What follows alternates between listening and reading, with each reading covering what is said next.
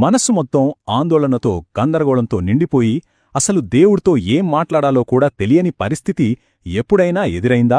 సరిగ్గా అలాంటి సమయాల కోసమే బైబిల్లో చెప్పబడిన ఒక ప్రత్యేకమైన శక్తివంతమైన ప్రార్థన గురించి ఈరోజు మనం తెలుసుకోబోతున్నాం.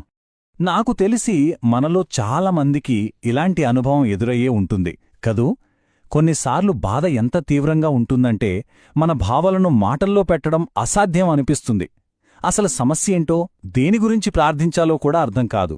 అయితే సరిగ్గా ఇలాంటి నిస్సహాయ క్షణాల కోసమే బైబిల్ ఒక అద్భుతమైన పరిష్కారాన్ని చూపిస్తోంది. మన సొంత తెలివికి, మన అవగాహనకు అందని పరిస్థితుల్లో కూడా సహాయపడే ఒక మార్గాన్ని మన ముందు ఉంచుతుంది. దీన్నే మనకు సులువుగా అర్థం కావడానికి ప్రార్థన 2.0 అని పిలుద్దాం. బైబిల్ పరిభాషలో చెప్పాలంటే దీనిని ఆత్మలో ప్రార్థించడం అంటారు. దీనికి ఇంకో అర్థం అన్యభాషలలో ప్రార్థించడం. ఇది మన మెదడుతో కాదు, మన ఆత్మతో నేరుగా దేవునితో మాట్లాడటం అన్నమాట. సరే, ఇంతకీ ఈ ఆత్మలో ప్రార్థించడం అనే కాన్సెప్ట్ బైబిల్లో ఎక్కడ్నుంచొచ్చింది? అపోస్తుడైన పౌలు తన పత్రికలలో దీని గురించి చాలా స్పష్టంగా వివరించాడు. ఆయనేం చెప్పాడో ఒకసారి చూద్దాం. 1 కొరింథీయులకు 14వ అధ్యాయం 14వ వచనంలో ఇలా ఉంది: నేను భాషతో ప్రార్థన చేసిన ఎడల నా ఆత్మ ప్రార్థన చెయ్యును. చూడండి, ఇక్కడ పౌలు చాలా క్లియర్గా చెప్తున్నాడు, భాషతో ప్రార్థించడం, ఆత్మ ప్రార్థించడం ఈ రెండు ఒకటే అని. అంటే ఇక్కడ మనం గ్రహించాల్సిన ముఖ్యమైన విషయం ఏంటంటే, ఈ ప్రార్థన మన జ్ఞానం మీదో మన అవగాహన మీదో ఆధారపడి ఉండదు. ఇది నేరుగా మన ఆత్మలోంచి వస్తుంది. అందుకే లేఖనం దీన్ని క్రొత్త నిబంధన విశ్వాసులకు మాత్రమే దొరికిన ఒక స్పెషల్ గిఫ్ట్ అని చెప్తోంది. అయితే పాత నిబంధన కాలంలో ఈ రకమైన ప్రార్థన ఎందుకు లేదు? తేడా ఇక్కడే ఉంది. చూడండి, ఆ రోజుల్లో పరిశుద్ధాత్ముడు ప్రవక్తల మీదికి వచ్చి ఒక పని కోసం తాత్కాలికంగా ఉండి వెళ్ళిపోయేవాడు. కాని క్రొత్త నిబంధనలో యేసు మనకోసం చేసిన త్యాగం వల్ల పరిశుద్ధాత్ముడు ఇప్పుడు మన లోపల శాశ్వతంగా నివసించడానికొచ్చాడు. సరే, ఇప్పుడు మనలో నివసించే ఈ ఆత్మశక్తి మనకు ప్రాక్టికల్గా ఎలా ఉపయోగపడుతుంది? దీనికొక పర్ఫెక్ట్ ఉదాహరణ ఎఫెసీ పత్రికలో ఉన్న దేవుని సర్వాంగ కవచం. దీన్ని మనమిప్పుడు ఒక కొత్త యాంగిల్లో చూద్దాం. మనందరికీ ఈ సర్వాంగ కవచం గురించి తెలుసు. ఇందులో 6 ముఖ్యమైన భాగాలు ఉన్నాయి.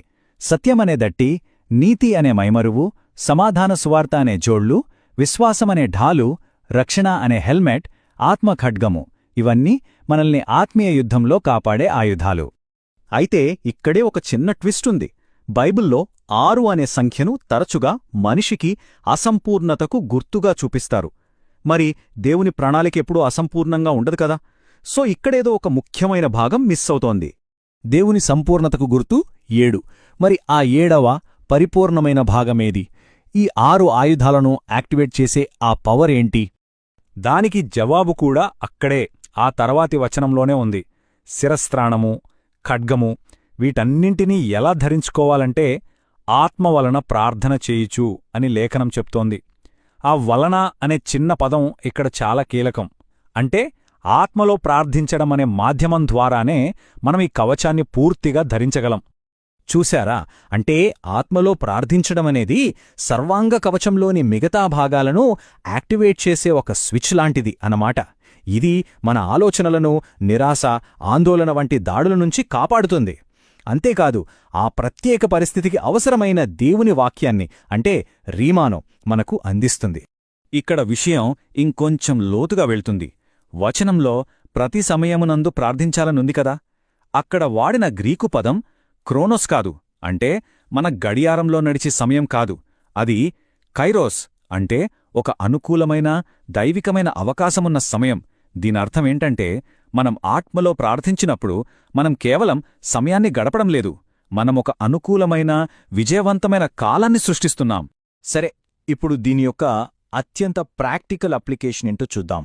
మనలో ప్రతి ఒక్కరూ ఎదుర్కొనే ఒక పరిస్థితి, అసలు ఏం ప్రార్థించాలో కూడా తెలియని నిస్సహాయ స్థితి.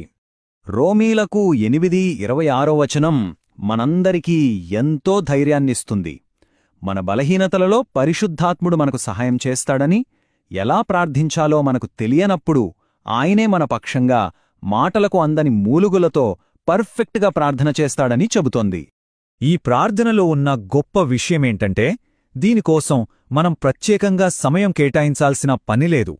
మనం ఆఫీస్లో పనిచేస్తున్నా, కారు నడుపుతున్నా లేదా ఇంట్లో పనులు చేసుకుంటున్నా మన ఆత్మ లోలోపల దేవునితో సంభాషించగలదు.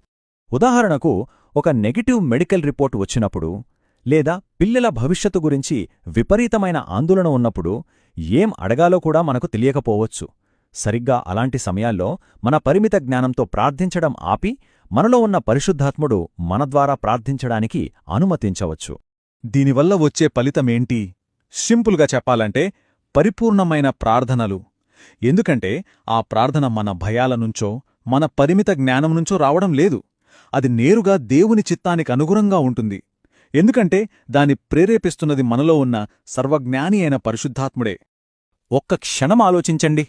మన ప్రార్థనలు మన అజ్ఞానాన్ని దాటి సర్వజ్ఞాని అయిన దేవుని ప్రణాళికతో సంపూర్ణంగా ఏకీభవిస్తే మన జీవితంలోని అతిపెద్ద సవాళ్లు, భయాలు మరియు అనిశ్చితులు ఎలా మారిపోగలవు? ఇది ఈ వివరణ మన ముందుంచిన ఒక శక్తివంతమైన ప్రశ్న.